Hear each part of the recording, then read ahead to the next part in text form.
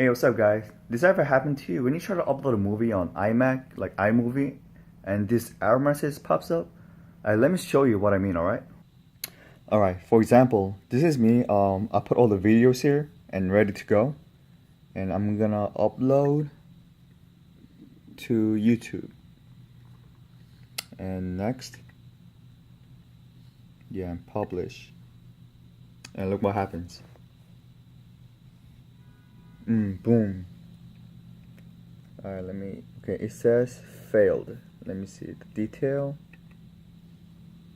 And this message pops up, right?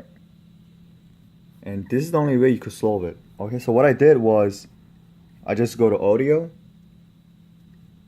and then just put any like few second sound, and just added it.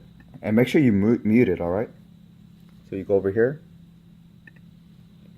mute.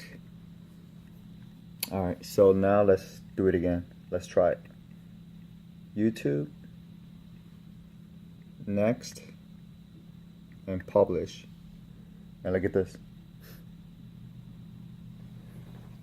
Hey, it's working!